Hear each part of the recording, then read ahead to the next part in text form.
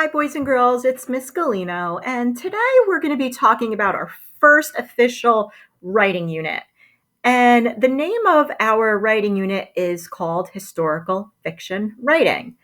And this is one of my most exciting writing units because it has a little bit of history that you're going to write about and a little bit of storytelling that you're going to be writing about.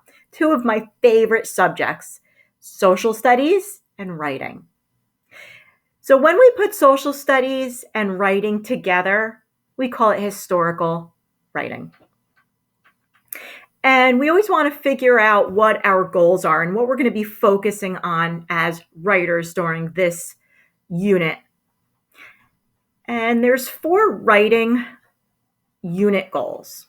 And writers, which are you'll generate real or imagined experiences or events for historical narrative writing topics. You'll also develop a story with all the story elements of fiction following a narrative structure. Writers will use craft techniques inspired by other authors. And you guys will also write using conventions and grammar so that the reader understands. So those are going to be the 4 goals that we're going to be focusing on.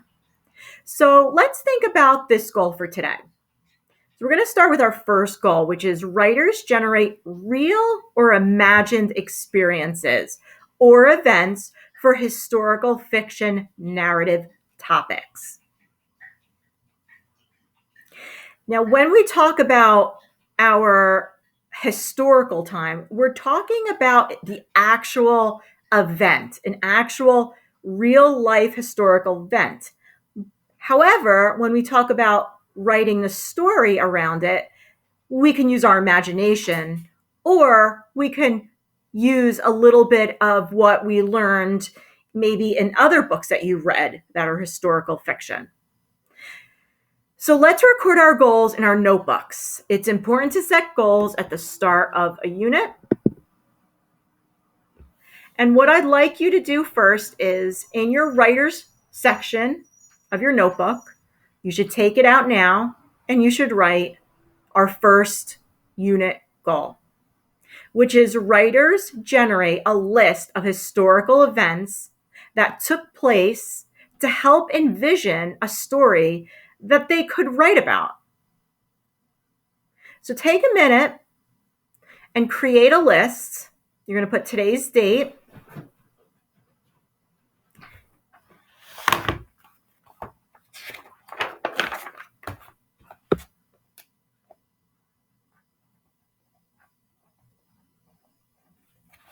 Just like this. And then you can label it generating historical events.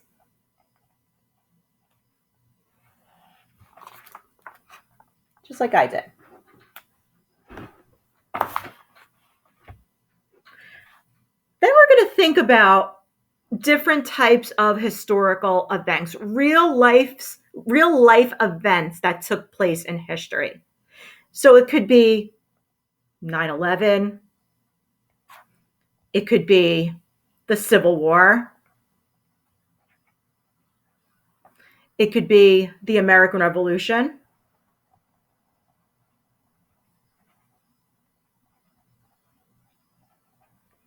It could be World War I or World War II. And you're just going to try to do a quick list actually, of different historical events that you know of. And we want you to think about this. What do I know about events in history? Are there historical events I find interesting? Do certain places in our world intrigue me? So those are other questions you can ask yourself to help generate your list.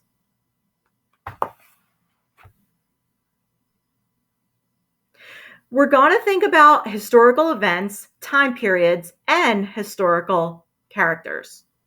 So once you get about 4 or 5 historical events, then we can go on to the next part. So you may want to stop this and jot some different ideas down. So what do I know about events in history? Are there historical events I find interesting? And do certain places in our world intrigue me?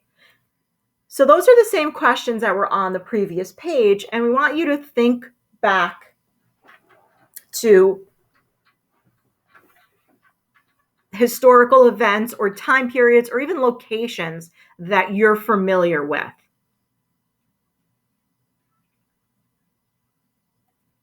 Then you're going to take a moment, and I'd like you to watch the one that has the bigger font first.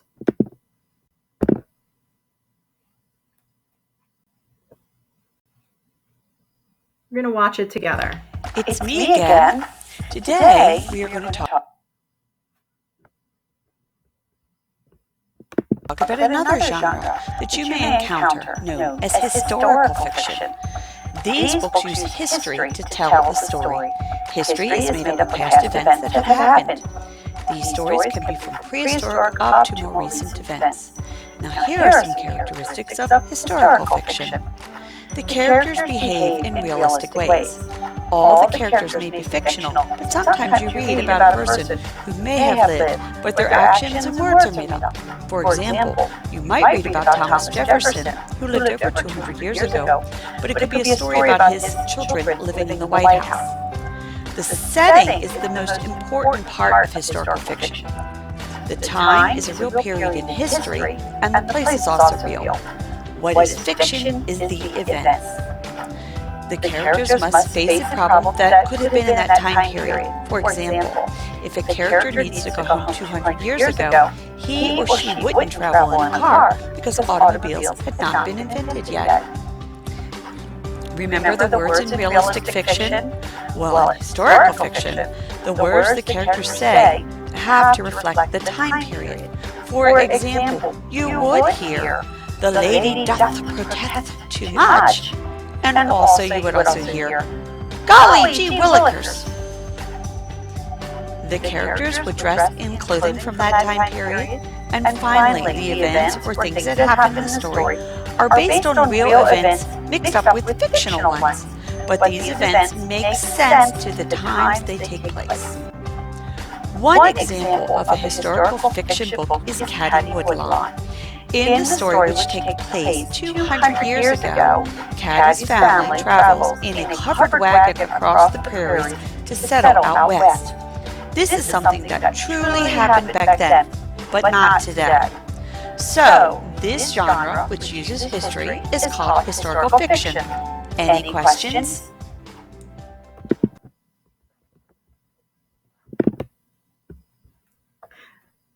So a couple things that I wanted you to jot down that I also jotted down and I want you to think about is the word character. So on your in your notebook underneath generating some historical fiction events, I want you to write the word character.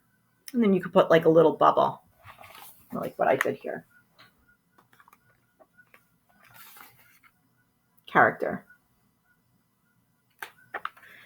And then another thing that I noticed was that within a historical writing piece, of course, you have characters. The characters could be realistic, or you can make up the character. Is the setting. So in another little bubble, I want you to write the setting. Where does it take place? It's got to be realistic. So if we're talking about the American Revolution, we want to make sure that we've got the right location for where the American Revolution took place.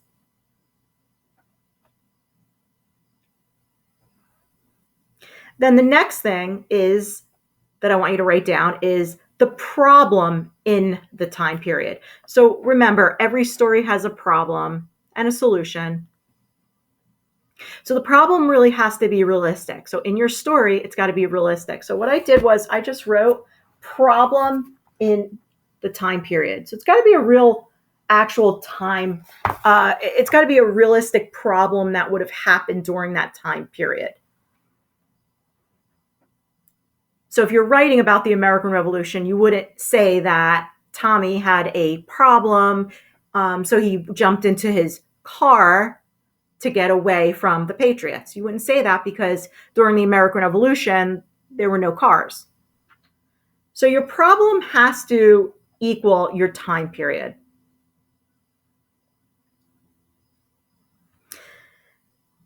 I also jotted down, and I want you to jot down, real historical event. So again, this has to be based on a real historical event. So jot that down. And then the final thing is going to be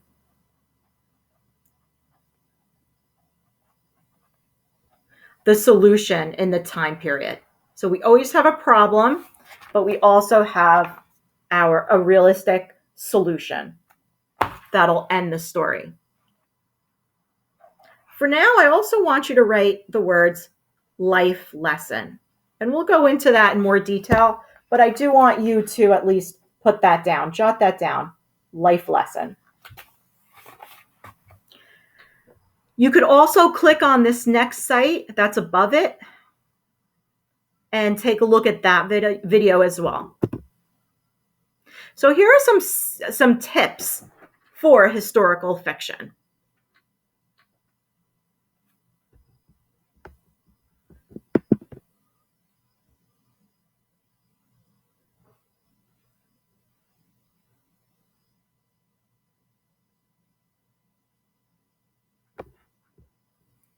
Or 6 tips. The first tip is going to be inspired. Find a spark of your imagination. So I'm actually going to do in reverse. 6, 5, 4, 3, 2, 1. I'm going to number on my paper the 6 tips, but I'm going to say the last one, number 1, for last. So number 6 is be inspired. Be inspired. And I want you to jot that down as well. Remember, as writers, you want to find something that you're interested in and that you know a lot about. So if you're not quite sure, if you read a book about World War I, but you really weren't that interested in it, I'd stay away from thinking about writing a historical writing piece on World War I. So you have to think about events in history that you're passionate about. The next one is going to be, another tip is research, research, research. So I want you to write research, research, research. It's so important for you guys to do your research, or we call it do your homework. So you might think that you know everything about a historical event. Guess what? We want you to find more, and we want you to use all the different types of information that's available to you. So you must research, research, research. Then what we're going to ask you to do, which is a great tip, a great writing tip, is to read. So write down read. And it's a good thing to compare and contrast how it was back then to how it is today. That is a great writing tip. Then just to move it along, let's go to the next one, which is number 3. And we want you, a great tip for writing is explore societal roles. So I want you to write explore societal roles. And that kind of has to do with sociologists. Sociologists would be really interested in this. And what it is how did society impact how people lived? Rich or poor, black or white, a girl, a boy, a woman, a man. So during that historical time period, how did people act? How was society different? So explore societal roles. And again, a sociologist would be very interested in that. The last two is a point of view, and this is so important. Point of view. And I want you to jot that down as well. Point of view.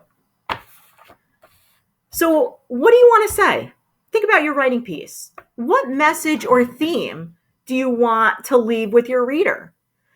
So, think about your story and think about what you want the reader to come away with from reading your writing piece. And that goes back to a theme and also what I stated before, which is like a life lesson. How do you want your writer to think differently after they read your writing piece? And then the final one, which is always difficult, show, don't tell. And this is always difficult for writers. And I even struggle with that too as a writer. Create characters that come alive. Interior, exterior characteristics. So you don't necessarily want to just write a story about and tell the writer about a character's personality. You want to write about it. Don't tell them exactly how they are as a person, but write about it. Make them come alive. Like you could imagine the one boy that is in Boston and they're getting ready to dump the tea over the harbor before the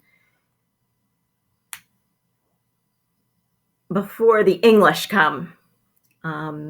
Make him come alive. Like what was he feeling? What was he thinking?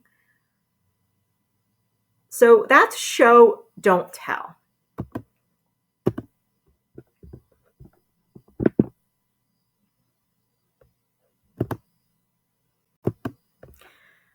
So now what you're going to do is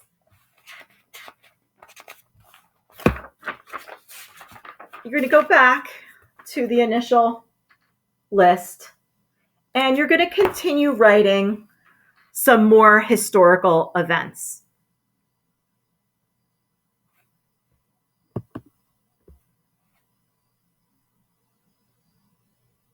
Here's some ways that we can generate some historical writing. So I like the bulleted list. Then I want you to think about what do I notice, wonder, or think? So you might want to, in your notebook, since you already have the chart, if you want to make it official, you just make a little box like this. And then start a new page.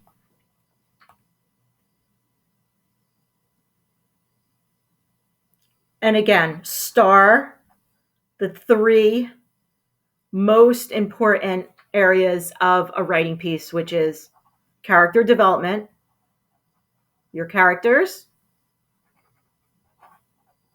problems within the story, and then, of course, your setting.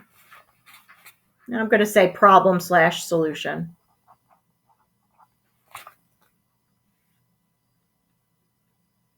So you should jot that down as well.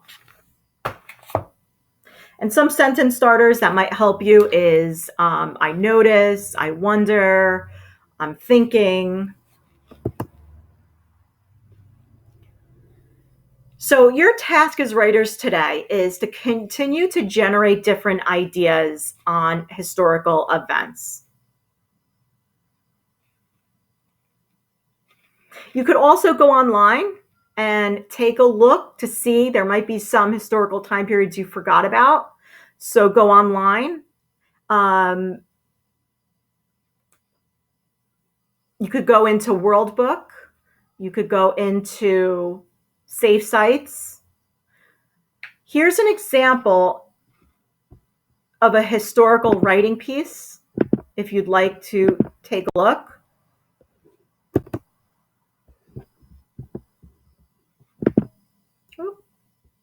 Actually, I'll link that when I get off. I will link that. But we really want you to think about different historical time periods and possibly maybe some characters, a possible problem,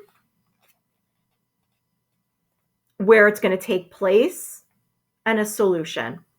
So today you're really just generating some ideas.